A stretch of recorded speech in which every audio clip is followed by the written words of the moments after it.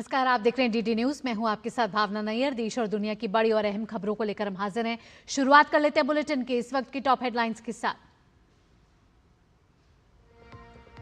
भारत और अमेरिका के बीच व्यापार वार्ता जल्द पूरी होने की उम्मीद। पीएम मोदी ने कहा, वार्ता से दोनों देशों के बीच आगे बढ़ेगी साझेदारी। ट्रंप की बातचीत के बयान पर प्रधानमंत्री मोदी ने कहा, वे भी बातचीत को उत्सुक।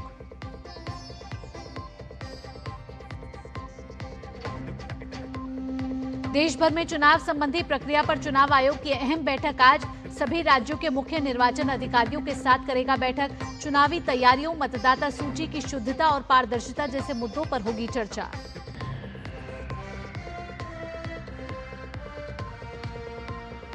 नवनिर्वाचित उपराष्ट्रपति सीपी राधाकृष्णन को बधाई देने वालों का लगा तांता। प्रधानमंत्री ने की मुलाकात। एनडीए कैंडिडेट्स के पक्ष में 15 सांसदों ने की क्रॉस वोटिंग।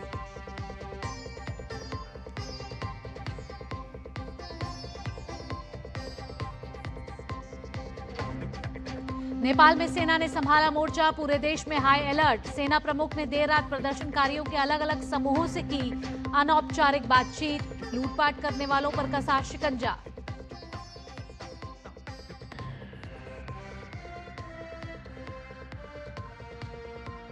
और खेल की खबरों में एशिया कप T20 टूर्नामेंट में आज भारत करेगा अपने अभियान की शुरुआत। पहले मैच में मेजबान यूएई से होगी भिड़ंत।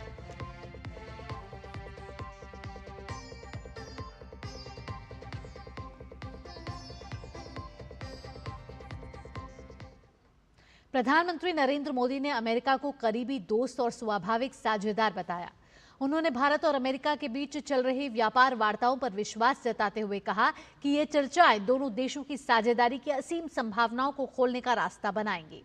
प्रधानमंत्री मोदी ने अमेरिका के राष्ट्रपति डोनाल्ड ट्रंप के ट्रुथ पोस्ट पर जवाब देते हुए कहा कि भारत और अमेरिका के बीच चल रही व्यापार वार्ता को दोनों देशों की टीमें जल्द से जल्द पूरा करने के लिए काम कर रही हैं।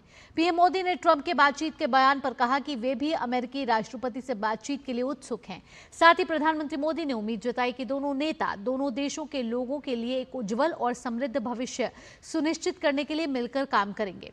इससे पहले राष्ट्रपति डोनाल्ड ट्रंप ने घोषणा की है कि उनके प्रशासन ने व्यापार वार्ता फिर से शुरू कर दी है। उन्होंने ट्रुथ सोशल पर पोस्ट किया था कि मुझे ये घोषणा करते हुए खुशी हो रही है कि भारत और संयुक्त राज्य अमेरिका दोनों देशों के बीच व्यापार बाधाओं को दूर करने के लिए बातचीत जारी रखे हुए हैं। ट्रंप ने कल प्रधानमंत्री नरेंद्र मोदी को अपना बहुत अच्छा दोस्त भी बताया और कहा कि वह आने वाले हफ्तों में उनसे बात करने के लिए उत्सुक हैं। ट्रंप ने अपने पोस्ट में विश्वास जताया था कि बातचीत के जरिए दोनों महान देशों के लिए एक सफल निष्कर्ष पर पहुंचने में कोई कठिनाई नहीं होगी। इससे पहले शुक्रवार को व्हाइट हाउस में एक प्रेस कॉन्फ्रेंस के दौरान ट्रंप ने कहा था कि वे हमेशा प्रधानमंत्री मोदी के दोस्त रहेंगे। साथ ही ट्रंप ने प्रधानमंत्री मोदी को महान प्रधानमंत्री भी बताया। ट्रंप का ये ताज़ा बयान हाल ही में उनके भारत अमेरिका संबंधों पर अपने रुख में नरमी का संकेत देने के बाद आया है।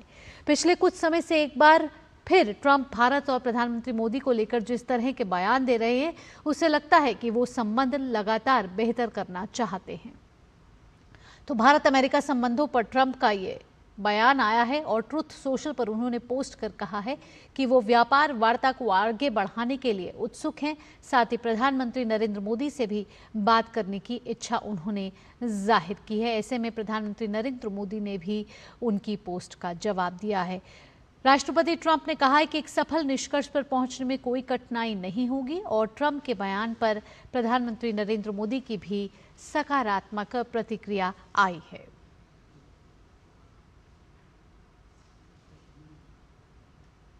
चुनाव आयोग की आज एक बड़ी बैठक होने जा रही है। इस बैठक में मतदाता सूची से जुड़े एसआईआर के राष्ट्रव्यापी क्रियान्वयन पर चर्चा होने की संभावना है। बैठक में एसआईआर प्रक्रिया में आने वाली चुनौतियों, तकनीकी मदद और जन जागरूकता अभियानों पर भी चर्चा हो सकती है। देश के सभी राज्यों और केंद्र शासित प्रदेशों के मुख्य चुनाव अधिकारी इस बैठक में शामिल होंगे। एसआईआर का उद्देश्य मतदाता सूची को अधिक पारदर्शी, सटीक और त्रुटि रहित बनाना है। चुनाव आयोग का मानना है कि एसआईआर से डुप्लीकेट वोटरों की पहचान, मृतक मतदाताओं के नाम हटाने और नए पात्र मतदाताओं को शामिल करने की प्रक्रिया तेज और पारदर्शी बनाने में सहायता मिलेगी। चुनाव आयोग ने बिहार के मुख्य चुनाव अधिकारी को पत्र लिखकर बिहार के मतदाता सूची में विशेष गहन पुनरीक्षण प्रक्रिया यानी कि एसआईआर के दौरान आधार कार्ड को पहचान प्रमाण के रूप में 12वें दस्तावेज के तौर पर स्वीकार करने के निर्देश दिए हैं। चुनाव आयोग ने सुप्रीम कोर्ट के हालिया आदेश के बाद बिहार के मुख्य निर्वाचन अधिकारी को ये पत्र लिखा है। पत्र में निर्वाचन आयोग ने कहा कि आधार अधिनियम की धारा 9 के अनुसार इसे केवल पहचान के लिए इस्तेमाल किया जाएगा, न कि नागरिकता के प्रमाण के रूप में इस्तेमाल किया जाएगा। आयोग ने अपने पत्र में कहा है कि राज्य के सभी जिला चुनाव अधिकारियों, मतदाता पंजीकरण अधिकारियों और सहायक मतदाता पंजीकरण अधिकारियों और साथ ही अन्य संबंधित अधिकारियों को आधार कार्ड को एसआईआर के लिए पहचान के प्रमाण के रूप में स्वीकार करने के निर्देश से अवगत कराया जाए और उसका कड़ाई से पालन किया जाए। न्यायमूर्ति सूर्यकांत और न्यायमूर्ति जयमाला बागची की पीठ ने संबंधित पक्षों की दलीलें सुनने के बाद पहचान के प्रमाण के रूप में आधार को स्वीकार करने का निर्देश दिया। चुनाव आयोग ने पहले पुनरीक्षण प्रक्रिया के दौरान मतदाताओं को शामिल करने के लिए 11 दस्तावेजों की सूची बनाई थी। शीर्ष अदालत ने चुनाव आयोग को बूथ स्तर के अधिकारियों को आधार स्वीकार करने के निर्देश जारी करने का आदेश दिया। आयोग ने हालांकि ये भी कहा है कि अधिकारी अन्य सूचीबद्ध दस्तावेजों की तरह आधार कार्ड की प्रामाणिकता और वास्तविकता को सत्यापित करने और इसके लिए अन्य प्रमाण या दस्तावेज की मांग करने के हकदार होंगे।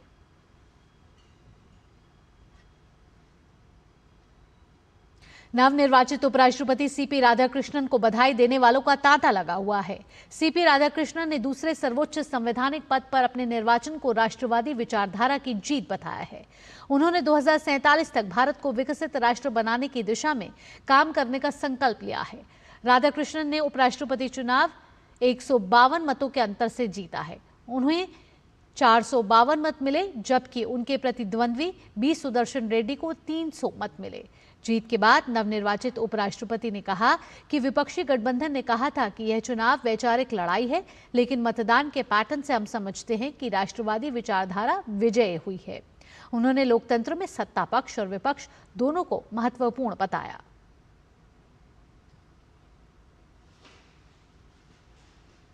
प्रधानमंत्री नरेंद्र मोदी ने देश के अगले उपराष्ट्रपति सीपी राधाकृष्णन से नई दिल्ली में मुलाकात की। उपराष्ट्रपति चुनाव में सीपी राधाकृष्णन की जीत की घोषणा के बाद प्रधानमंत्री उनसे मिलने पहुंचे। पीएम ने नवनिर्वाचित उपराष्ट्रपति को बधाई दी।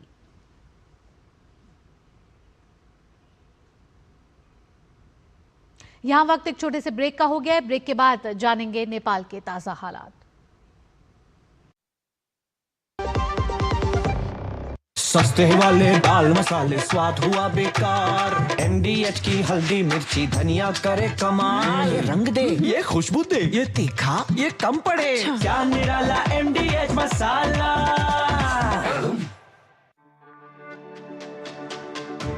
मेरी पसंद, मेरी पसंद, मेरी पसंद, मेरी पसंद, हमारी पसंद, हम सबकी पसंद। मजबूत देश का मजबूत सरिया हो गया स्टील। यशस्वी प्रधानमंत्री नरेंद्र मोदी जी के मार्गदर्शन में माननीय मुख्यमंत्री योगी आदित्यनाथ जी द्वारा अपनाई गई परंपरा के साथ प्रगति की नीति गोवंश संरक्षण और गोधन इकोनॉमी की दिशा में समूचे देश के लिए बन गई एक मॉडल योजना। 2018-19 में निराश्रित गोवंश की समस्या के निदान हेतु स्पष्ट नीति निर्धारण के बाद प्रदेश में अवैध बूचड़खाने बंद हो गए। 2017 से पहले सिर्फ 100 गो आश्रय स्थल थे। 2025 में जिनकी संख्या 7,700 से भी अधिक हो चुकी है।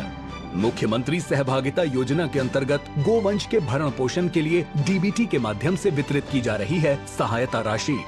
2017 के बाद गोधन उत्पादों के अर्थतंत्र को पहली बार समझा गया तो आर्थिक उन्नति का नया मॉडल भी स्थापित हो गया। महिला स्वयं सहायता समूहों की सक्रिय भूमिका ने ग्रामीण क्षेत्रों में सृजित किए रोजगार के नए अवसर। काम दमदार, डबल इंजन सरकार। जिन्होंने यूज किया है वो जानते हैं असली हींग का स्वाद। MDH सुपर हींग, शुद्धता का असली तड़का। MDH। ब्रेक के बाद आपका स्वागत है। अब जानते हैं नेपाल के ताज़ा हालात। नेपाल में प्रधानमंत्री केपी शर्मा ओली के इस्तीफे के बाद भी हिंसा थम नहीं रही है, जिसके बाद अब नेपाली सेना ने मोर्चा संभाल लिया है। सेना ने अन्य सुरक्षा एजेंसियों के साथ मिलकर कल रात 10 बजे से सैनिकों की तैयारी कर दी है। तैनाती कर दी है। नेपाली में आंदोलनकारी युवाओं और सेना के बीच मध्य रात्रि में जंगी अड्डा स्थित सैन्य मुख्यालय में बातचीत हुई। सूत्रों के अनुसार आंदोलनकारी युवाओं के विभिन्न समूहों के प्रतिनिधियों ने देर रात सेना प्रमुख अशोक राज सिगडेल से मुलाकात की और अपने मुद्दे उनके समक्ष रखे। सेना के वरिष्ठ अधिकारी ने इसे किसी औपचारिक वार्ता की जगह युवाओं के विचारों को समझने की प्रारंभिक प्रयास बताया है। इस बीच सेना ने देश में सुरक्षा की वर्तमान चुनौतियों को देखते हुए विशेष प्रबंध शुरू कर दिए हैं। सेना ने सभी समुदायों से लूटपाट, आगजनी और उपद्रवी गतिविधियों पर नियंत्रण के लिए सक्रियता से सहयोग करने की अपील की है। सेना के अनुसार काठमांडू के बानेश्वर में राष्ट्रीय वाणिज्य बैंक में लूटपाट की घटना में शामिल 5 लोगों को गिरफ्तार कर लिया गया है। भाट भटेनी सुपरमार्केट, होटल हयात और बौद्ध क्षेत्रों सहित काठमांडू और भक्तपुर के विभिन्न इलाकों में लूटपाट की घटनाओं में शामिल 21 और लोगों को भी गिरफ्तार किया गया है। वे लोग मौके का गलत तरीके से फायदा उठा रहे थे। इस बीच अब सबकी निगाहें आज होने वाली जेनजी की बैठक पर टिक गई हैं। नेपाल में हिंसक प्रदर्शन के दौरान अब तक 22 लोगों की मौत हो चुकी है और करीब 500 से ज्यादा लोग घायल हुए हैं।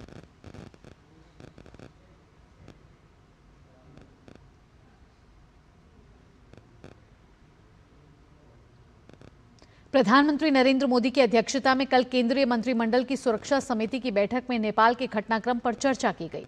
प्रधानमंत्री ने सोशल मीडिया पोस्ट में कहा कि नेपाल में हिंसा हृदय विदारक है। उन्होंने नेपाल में युवाओं की मृत्यु पर पीड़ा व्यक्त की। उन्होंने जोर देकर कहा कि नेपाल में स्थिरता, शांति और समृद्धि अत्यंत महत्वपूर्ण है। पीएम मोदी ने नेपाल के लोगों से शांति के प्रयास को समर्थन देने की भी अपील की है।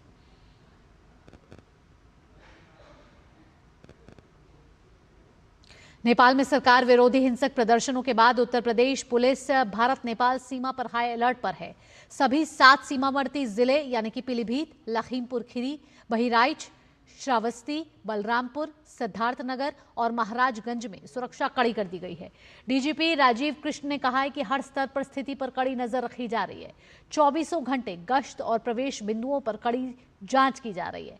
नेपाल से भारतीय नागरिकों की सुरक्षित वापसी और सुनिश्चित करने के किसी भी असामाजिक तत्व को सीमा पार अशांति का फायदा उठाने से रोकने के लिए एसएसबी के साथ लगातार संपर्क में है।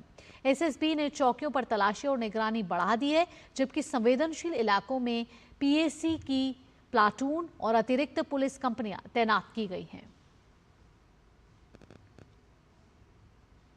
उत्तर प्रदेश में महाराजगंज के सोनाली में भारत नेपाल सीमा की तस्वीरें सामने आई हैं, जहां नेपाल जाने वाले भारतीय नागरिक अपनी योजना रद्द कर अपने गृह राज्यों को लौट रहे हैं, क्योंकि पड़ोसी देश में हिंसक विरोध प्रदर्शन और सरकार में कथित भ्रष्टाचार को लेकर प्रधानमंत्री केपी शर्मा ओली के इस्तीफे के बाद स्थिति तनावपूर्ण हो गई है।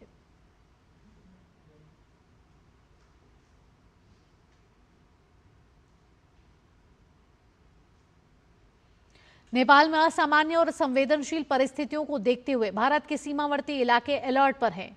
उत्तर प्रदेश के मुख्यमंत्री योगी आदित्यनाथ ने नेपाल सीमा से सटे जिलों में 24 घंटे कड़ी निगरानी किए जाने के साथ ही सुरक्षा प्रबंध और पुख्ता किए जाने के निर्देश दिए हैं। लखनऊ में नेपाल में फंसे भारतीयों की मदद के लिए नियंत्रण कक्ष बनाया गया है। 3 हेल्पलाइन और 1 व्हाट्सएप नंबर जारी किए गए हैं ताकि भारतीय नागरिकों को सीधे मदद मिल सके। पुलिस सोशल मीडिया पर भी निगरानी रख रही है। नेपाल से संबंधित किसी भी संवेदनशील सूचना या भ्रामक सूचना पर तत्काल कार्रवाई किए जाने का निर्देश दिया गया है। सीमावर्ती जिलों में अतिरिक्त पुलिस और पीएसी की तैनाती की गई है। वरिष्ठ अधिकारियों को अपने नेतृत्व में गश्त कराए जाने का निर्देश दिया गया है ताकि किसी आपात स्थिति से तत्काल निपटा जा सके।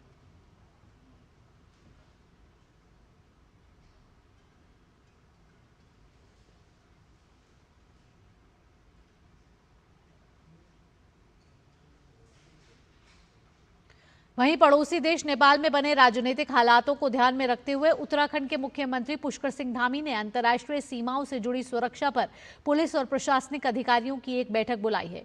वीडियो कॉन्फ्रेंसिंग के माध्यम से बुलाई गई बैठक में सुरक्षा स्थिति की गहन समीक्षा की गई है। धामी ने अधिकारियों को नेपाल सीमा पर सघन जांच अभियान चलाने और किसी भी असामाजिक या विघटनकारी तत्वों की गतिविधियों पर कड़ी नजर रखने के निर्देश दिए गए हैं। उन्होंने अफवाहों, भ्रामक सूचनाओं या भड़काऊ सामग्री के प्रसार को रोकने के लिए सोशल मीडिया पर लगातार निगरानी रखने और आवश्यकता पड़ने पर समय पर कार्रवाई सुनिश्चित करने की आवश्यकता पर भी बल दिया है। उन्होंने सीमावर्ती क्षेत्रों में स्थानीय ग्रामीणों, ग्राम समितियों, पुलिस बलों और वन विभाग के अधिकारियों की सामूहिक भागीदारी से निगरानी प्रणाली को मजबूत करने पर भी बल दिया है। कहा कि सीमा पर सभी प्रवेश मार्गों की नियमित निगरानी की जानी चाहिए और सीमा पार आवाजाही पर विशेष सतर्कता बरती जानी चाहिए। धामी ने भारत सरकार द्वारा जारी सुरक्षा दिशा निर्देशों का कड़ाई से पालन करने के निर्देश भी दिए हैं और आवश्यकता अनुसार अतिरिक्त सुरक्षा बलों की तैनाती के आदेश दिए। विदेश मंत्रालय ने नेपाल के मौजूदा हालात को देखते हुए भारतीय नागरिकों के लिए ट्रैवल एडवाइजरी जारी की है। विदेश मंत्रालय ने भारतीयों से आग्रह किया है कि वे स्थिति स्थिर होने तक नेपाल की आवश्यक यात्रा से बचें। जो लोग पहले से ही नेपाल में हैं, उन्हें घर के अंदर रहने, सड़कों पर निकलने से बचने और नेपाली अधिकारियों और काठमांडू स्थित भारतीय दूतावास द्वारा जारी सभी स्थानीय सुरक्षा परामर्शों का पालन करने की सलाह दी गई है। मंत्रालय ने सहायता के लिए आपातकालीन संपर्क नंबर भी साझा किए हैं। काठमांडू स्थित भारतीय दूतावास से इन संपर्क नंबरों पर संपर्क किया जा सकता है, जो कि इस प्रकार है +977 980 860 2881 या फिर +977 981 032 6134। ये नंबर व्हाट्सएप पर भी उपलब्ध हैं।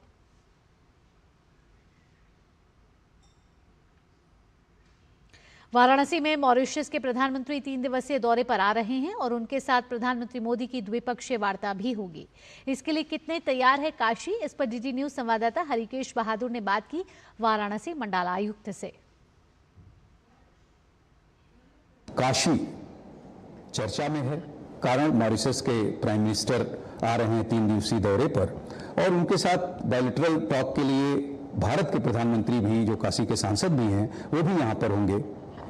पूरी व्यवस्था जिला प्रशासन कर रहा है, उत्तर प्रदेश सरकार लगी हुई है, काफी जिम्मेदारी है सुरक्षा की भी, व्यवस्था की भी। इस पर बात करने के लिए हमारे साथ वाराणसी के मंडलायुक्त एस राजलिंगम जी हैं। राजलिंगम साहब, क्या व्यवस्था है और किस तरह से देख रहे हैं आप इसको, जो बायलैटरल होने जा रहा है वाराणसी में? मॉरिशस के माननीय प्रधानमंत्री जी 10 तारीख को शाम को आएंगे और 11 तारीख को यहाँ पे जो बायलैटरल टॉक्स होगा और उसके बाद गंगा आरती भी उनके द्वारा देखा जाएगा और उसके अगले दिन काशी विश्वनाथ मंदिर में उनका दर्शन करेंगे। फिर उसके बाद यहाँ से अयोध्या के लिए रवानगी करेंगे।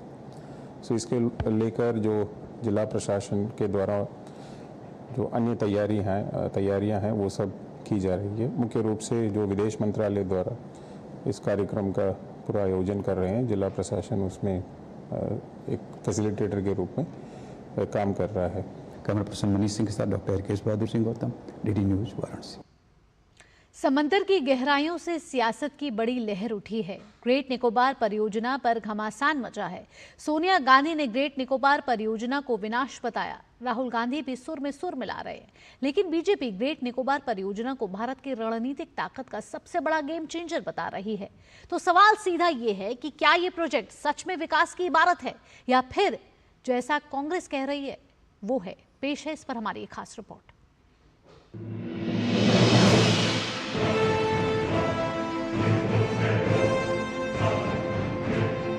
समंदर के सन्नाटे में उठी सियासी लहरें। ग्रेट निकोबार परियोजना बना राजनीति का नया तूफान। परियोजना को विकास बनाम विनाश की बहस का केंद्र बनाने की हो रही है कोशिश। ग्रेट निकोबार इंफ्रास्ट्रक्चर परियोजना पर कांग्रेस संसदीय दल की अध्यक्ष सोनिया गांधी ने एक अखबार में लिखे अपने आलेख में पर्यावरण, आदिवासी अधिकार और राजनीति में उलझाने की कोशिश की, जो सियासी गलियारे में चर्चा का एक बड़ा विषय बन गया। The making of an ecological disaster in the Nicobar शीर्षक के अपने आलेख में सोनिया गांधी ने ग्रेट निकोबार द्वीप परियोजना की आलोचना की है। उन्होंने इसे पर्यावरणीय और जनजातीय समुदायों के लिए विनाशकारी बताया है। कांग्रेस नेता राहुल गांधी ने भी अपनी मां सोनिया गांधी का समर्थन किया है। राहुल गांधी ने भी ग्रेट निकोबार द्वीप परियोजना को एक गलत कदम बताया।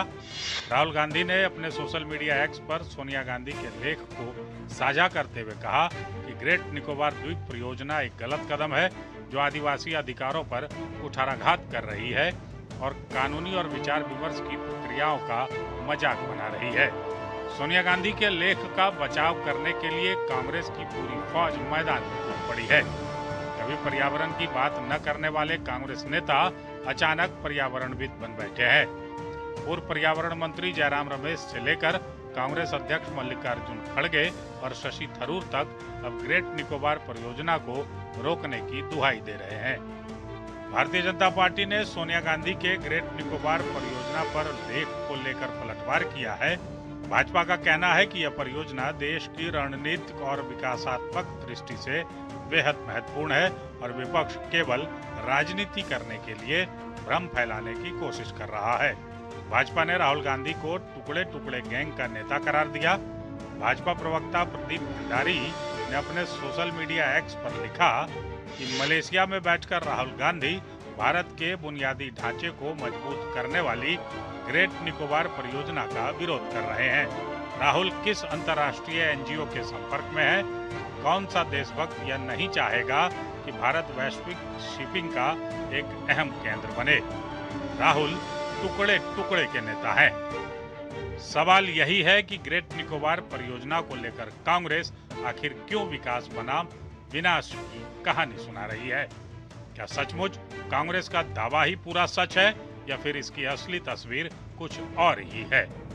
ग्रेट निकोबार परियोजना सिर्फ इंफ्रास्ट्रक्चर ही नहीं बल्कि अब भारत की भू रणनीतिक ताकत को नई ऊंचाई देने वाली गेम चेंजर परियोजना मानी जा रही है। ग्रेट निकोबार द्वीप मलक्का जलडमरू मध्य से महज 150 किलोमीटर दूर है। ग्रेट निकोबार द्वीप से चीन का 80% तेल आयात गुजरता है। यहाँ से दुनिया का 40% व्यापार हर साल होता है। मतलब ये कि मलक्का जलडमरू मध्य एशिया प्रशांत के व्यापार की धड़कन है। भारत ग्रेट निकोबार इंफ्रास्ट्रक्चर परियोजना के तहत डीप सी पोर्ट, एयरपोर्ट और मिलिट्री हब बना रहा है।